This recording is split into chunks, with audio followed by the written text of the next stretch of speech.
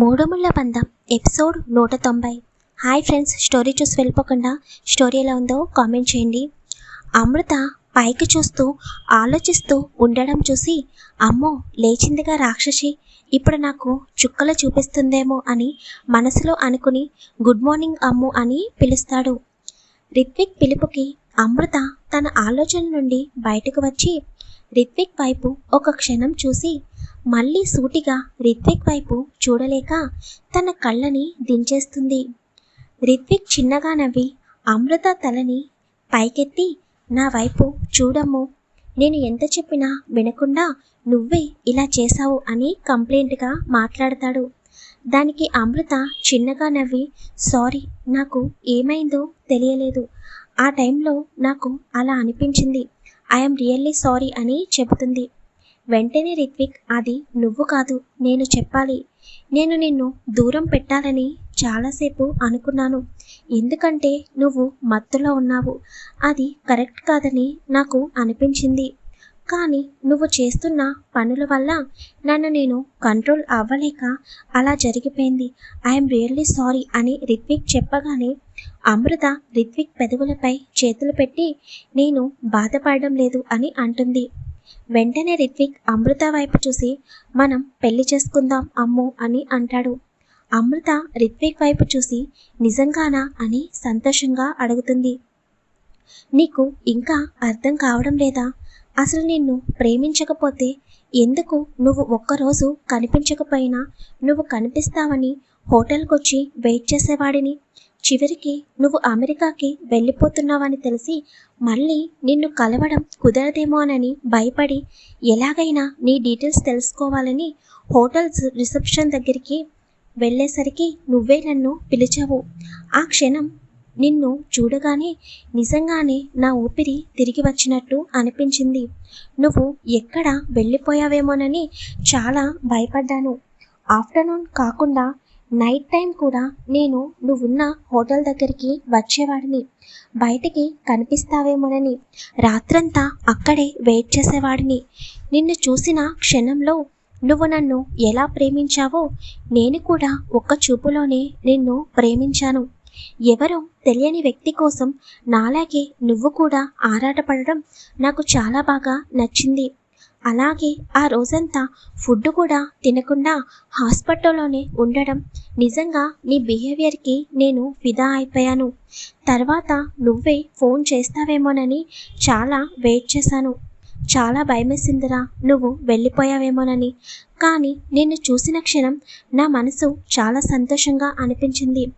కానీ నువ్వు నన్ను ఇష్టపడుతున్నావని ఒక మూలన అనిపిస్తూ ఉన్నా కూడా పూర్తిగా తెలియదు కాబట్టి నీతో ఎలాగైనా మాట్లాడాలని అనుకున్నాను.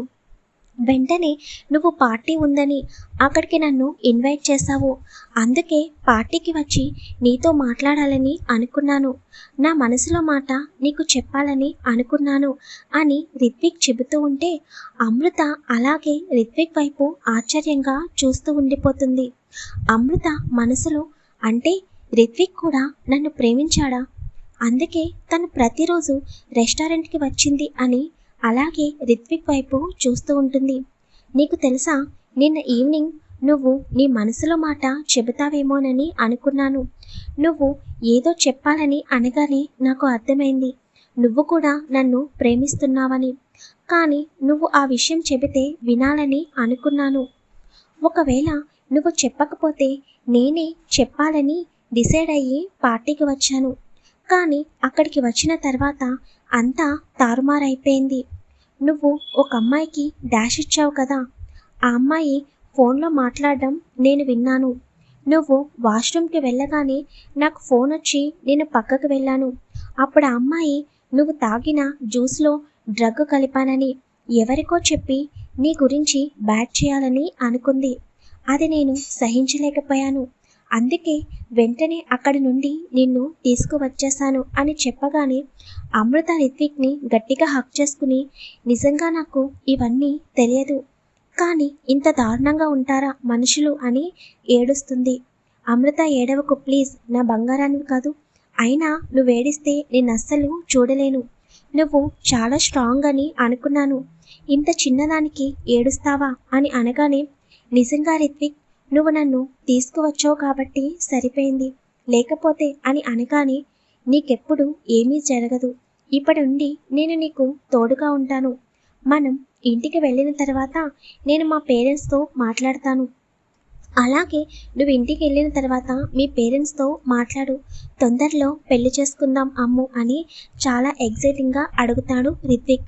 దానికి అమృత సిగ్గుపడి అలాగే అని ఇంకా రిత్విక్ వైపు చూడలేక రిత్విక్ని అలాగే గట్టిగా పట్టుకుని తన గుండెలపై వాలిపోతుంది.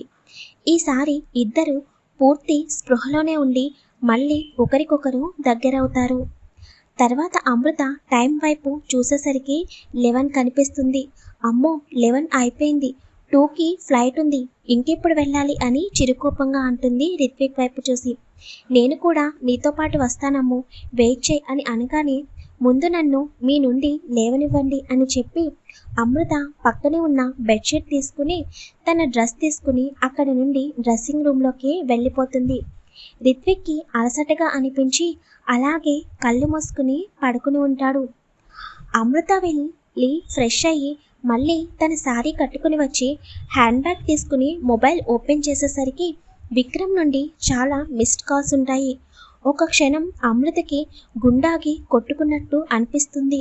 ఉదయం నుండి చాలాసార్లు తన బావ కాల్ చేశాడు అని తెలియగానే అమృతకి చాలా టెన్షన్ వచ్చేస్తుంది. అమ్మో, బావ ఎందుకిన్నిసార్లు కాల్ చేశాడు అని అనుకుంటూ రిత్విక్ వైపు చూస్తుంది. రిత్విక్ గాఢ నిద్రలో ఉన్నట్లు తెలుస్తుంటే అక్కడి నుండి బయటకు వచ్చి వెంటనే విక్రమ్కి కాల్ చేస్తుంది. విక్రమ్ ఫోన్ అటెండ్ చేసి నీకు అసలు బుద్ధుందా? మార్నింగ్ నుండి కాల్ చేస్తున్నాను, ఏమైపోయావు, ఎక్కడున్నావు అని చాలా సీరియస్గా అడుగుతాడు.